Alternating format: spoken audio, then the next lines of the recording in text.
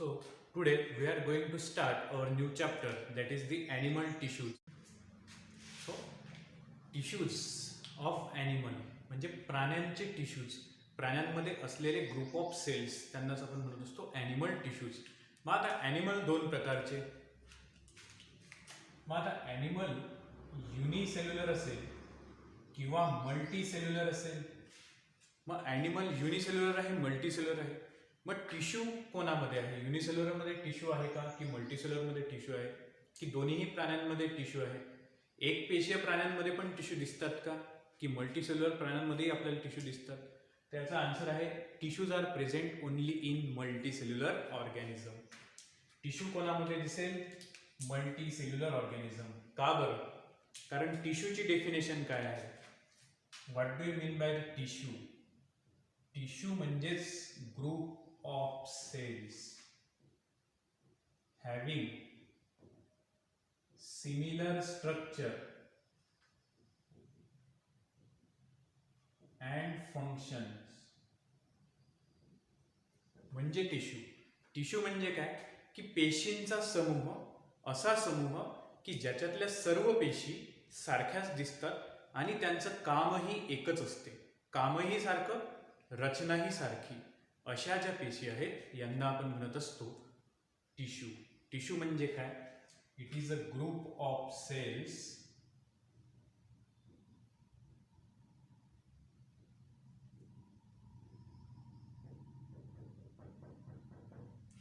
which are structurally similar and functionally similar.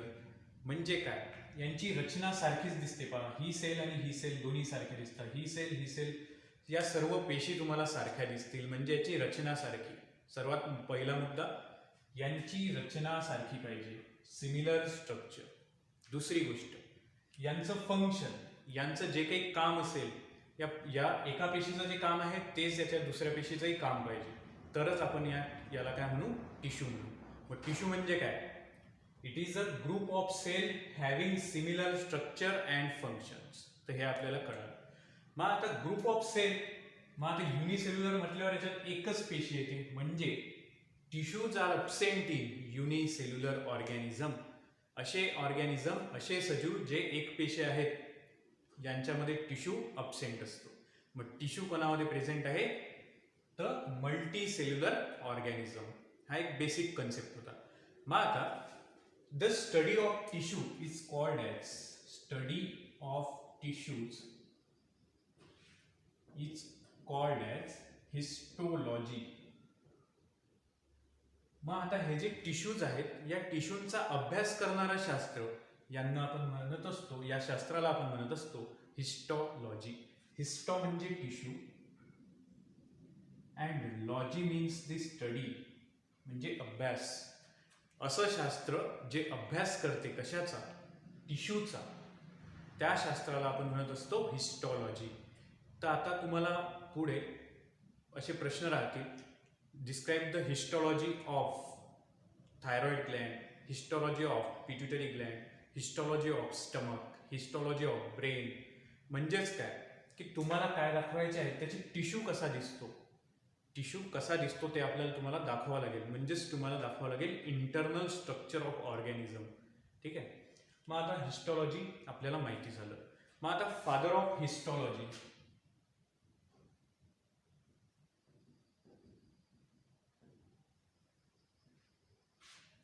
हे जे हिस्टोलॉजीचं शास्त्र आहे, या शास्त्राचा जनक कोणाला म्हटलं जाते? Father of histology. तर याच्यामध्ये नाव आहे पहा, मॅरी फ्रांकोइस झेवियर बिचट. एकाच व्यक्तीचं नाव आहे, चार वेगवेगळे व्यक्ती नाही आहे, एकाच व्यक्तीचं नाव आहे मॅरी फ्रांकोइस झेवियर बिचट. या व्यक्तीला आपण म्हणत असतो फादर ऑफ हिस्टोलॉजी. मग या हिस्टोलॉजीच्या शास्त्रामध्ये या व्यक्तीचं सर्वात जास्त योगदान आहे आणि भरपूर साऱ्या गोष्टी या व्यक्तीने आपल्याला समजून सांगितल्या आहेत त्या हिस्टोलॉजीमध्ये. म्हणून या व्यक्तीला आपण म्हणत असतो father of histology. That is the मॅरी फ्रांकोइस झेवियर बिचट. तर एवढं आपल्याला माहिती झालं. मग आता ॲनिमलमध्ये कोणत्या कोणत्या प्रकारचे टिश्यूज असतात? कोणते ॲनिमल? मल्टी सेल्युलर ॲनिमल्स यांच्यामध्ये कोणत्या कोणत्या प्रकारचे टिश्यू असतात हे आपल्याला बघायचं आहे. Types of tissues in animals.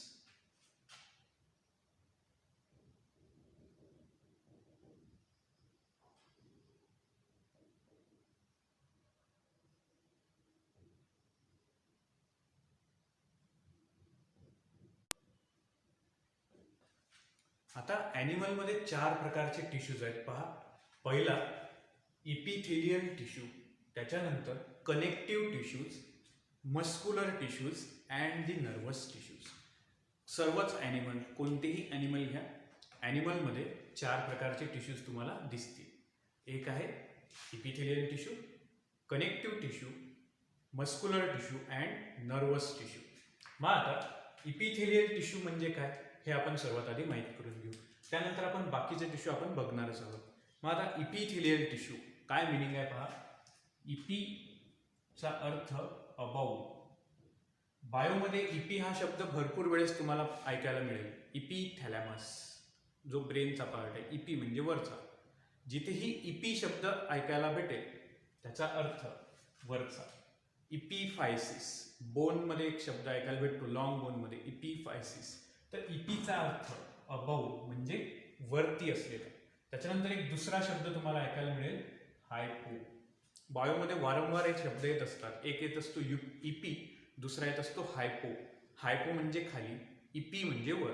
नेहमी लक्षात ठेवायचं हे 2 शब्द. आता इपीचा अर्थ वरती. मग आता थेलियम, थेलियमचा अर्थ लेयर. थेलियमचा अर्थ काय तर लेयर, एक थर असते. थरला आपण काय म्हणत असतो, थेलियम. मग इपिथेलियम वरचा लेयर. ठीक आहे. मग आता इपिथेलियल टिश्यू, हे टिश्यू काय तयार करत असतात, काही लेयर्स तयार करत असतात. मग आता या टिश्यूंचं काम काय पहा. Epithelial tissue it forms the outer and inner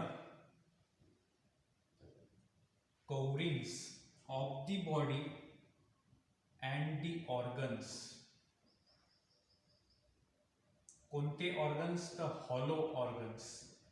आता लक्षात घ्या, इपिथेलियल टिश्यू कुठे तुम्हाला बघायला भेटतील. इपिथेलियल टिश्यू तुम्हाला बघायला भेटतील outer and inner coverings of the body and the organs. कोणते ऑर्गन्स तर हॉलो ऑर्गन्स. मग आपली जी त्वचा आहे हे काय आहे, बाहेरचं कवरिंग आहे.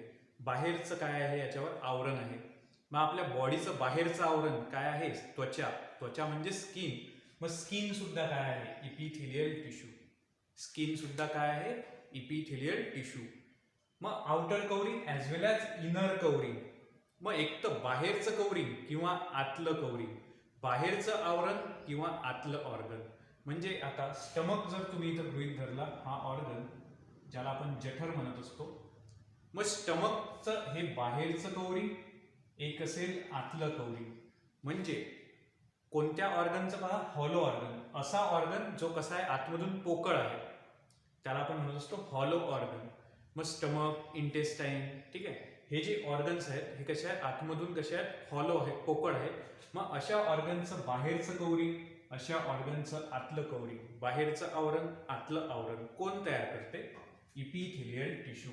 म्हणजे नेहमी लक्षात ठेवायचं, बॉडीचा बाहेरचा लेअर, त्याचबरोबर ऑर्गनचा बाहेरचा लेअर, त्याचबरोबर ऑर्गनचा आतला लेअर, हा कोण तयार करत असतो, इपिथेलियल टिश्यू. इथे असलेल्या सेल्स यांना आपण म्हणत असतो इपिथेलियल टिश्यूज.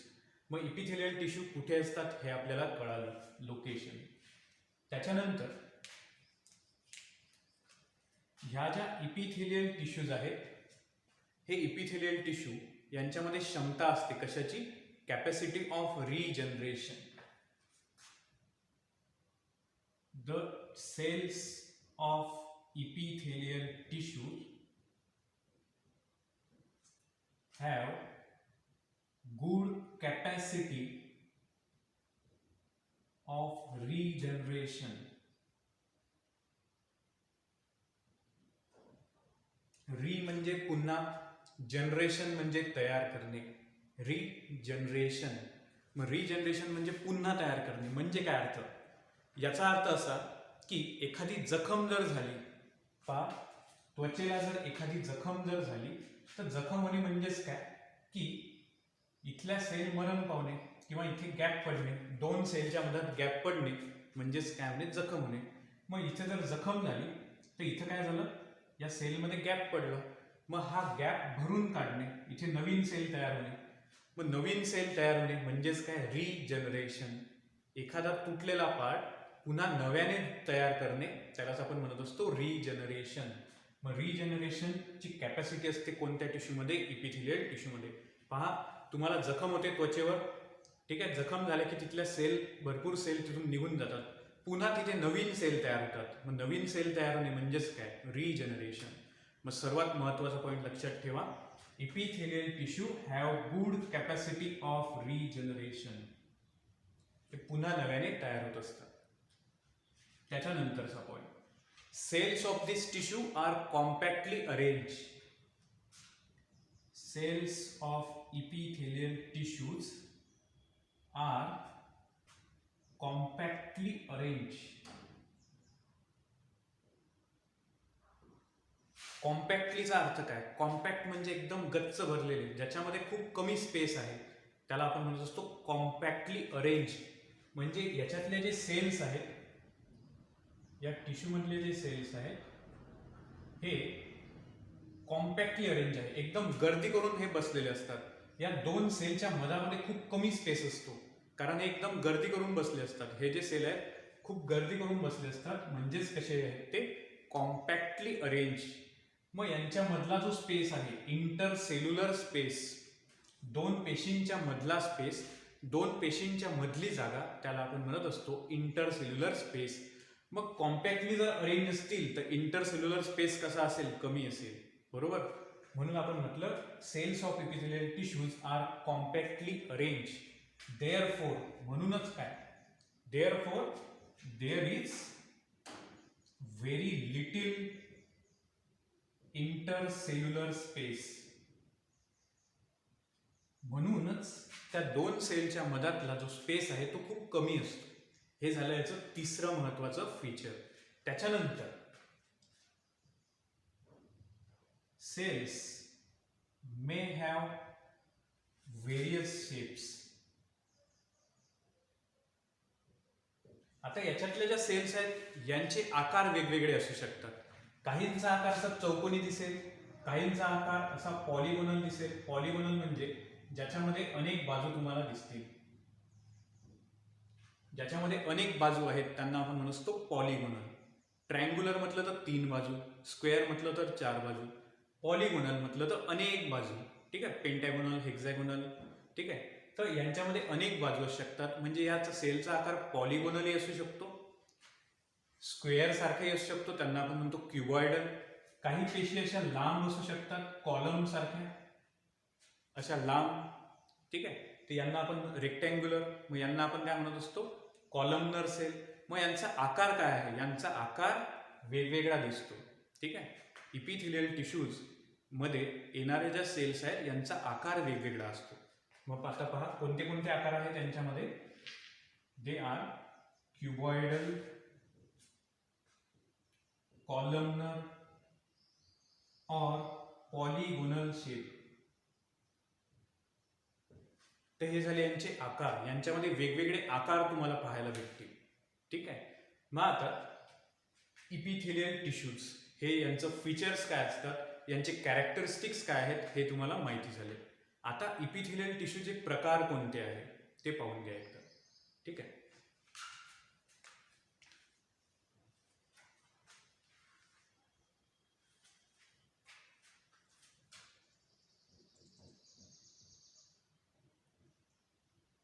मग आता इपिथेलियल टिश्यूचे प्रकार कोणते? पहिला प्रकार सिंपल इपिथेलियल टिश्यू. दूसरा प्रकार कंपाउंड इपिथेलियल टिश्यू.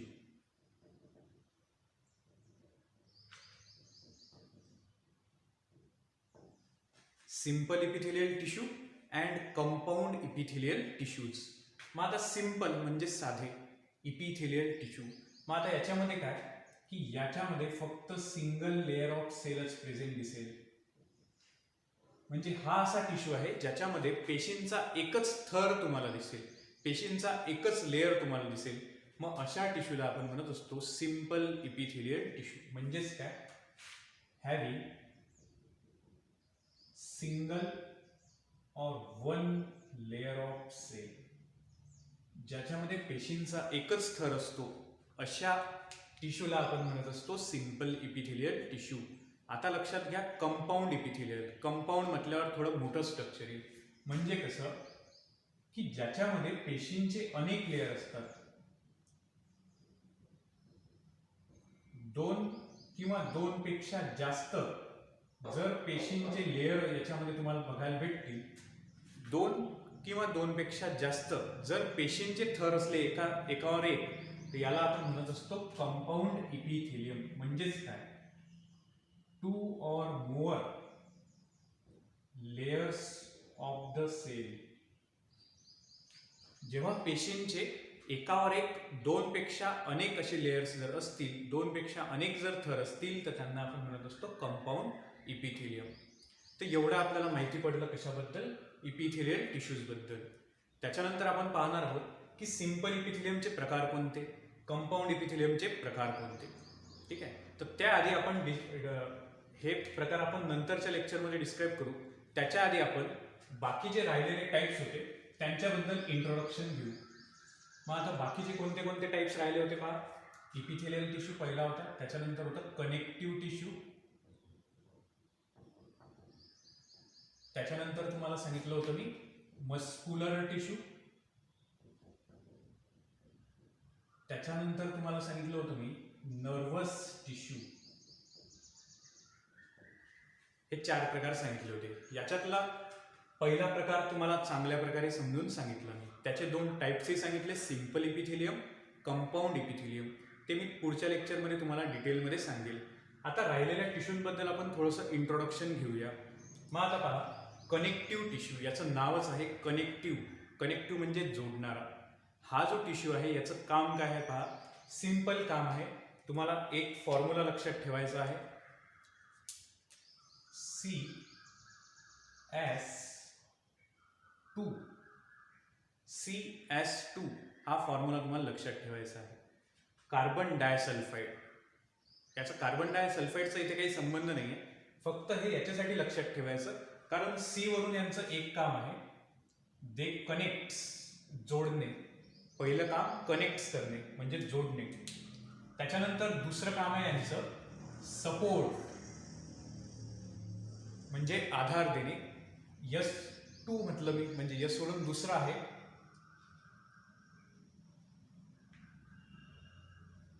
सेपरेशन और separate. Connects, supports and separate. हे असे टिश्यू आहे जे दुसऱ्या टिश्यूजना, हे असे टिश्यू आहेत जे दुसऱ्या टिश्यूंना जोडण्याचं काम करतात. किंवा मस्क्युलर टिश्यूला इपिथिलियल टिश्यू सोबत जोडण्याचं काम करतील, किंवा इपिथिलियल टिश्यूला नर्वस टिश्यू सोबत जोडण्याचं काम करतील.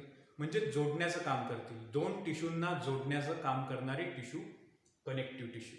त्याच्यानंतर सपोर्ट्स, शरीराला आधार देण्याचं काम सुद्धा हे करतात. They provide supports to the body. They provide supports to the body. They separate the tissues. आता बाकीचे जे टिश्यूज आहेत त्यांना सेपरेट करतात ते, जसं की मस्क्युलर टिश्यूंना वेगळं करतील, इपिथिलियल टिश्यूला वेगळं करतील. म्हणजेच मस्क्युलर टिश्यू आणि इपिथिलियल टिश्यू यांच्या मधात काय असेल, कनेक्टिव्ह टिश्यू असेल. ठीक आहे, म्हणजे सेपरेट करण्याचं काम सुद्धा ते करतात. मग कनेक्टिव्ह टिश्यूचे 3 कामं लक्षात ठेवा. कनेक्टिव्ह टिश्यूचे 3 गोष्टी सर्वात महत्त्वाच्या कोणत्या, they connects, they supports, they separate the other tissues.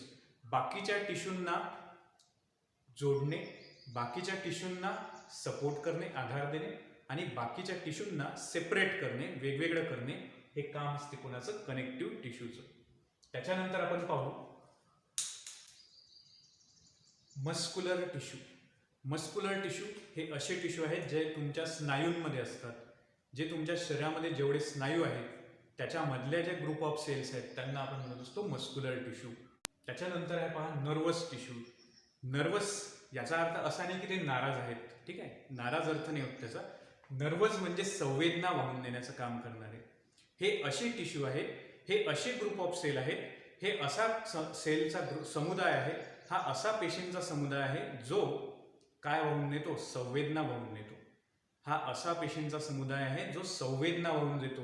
मग कशा कशा संवेदना, की एखादी गोष्ट तुम्हाला दिसणे ही काय झाली संवेदना, एखादी गोष्ट ऐकू येणे ही झाली संवेदना, एखाद्या गोष्टीचा स्मेल येणे, काय येणे, सुगंध येणे हे झाली संवेदना, ठीक आहे. त्याचबरोबर एखाद्या गोष्टीचं पेन होणे, वेदना होणे हे झाली संवेदना. तर या संवेदना जाणवणे हे काम कोणाचं आहे, संवेदना घडवून आणणे, संवेदनाची जाणीव करून देणे, हे जे काम आहे हे करत असतात नर्वस टिश्यू. मग हे झाले तुमचे 4 types of animal tissues. In the next lecture, we are going to describe in detail the types of epithelial tissue, that is the simple epithelial tissue and compound epithelial tissue. Thank you. If you like the video, please like, share and subscribe.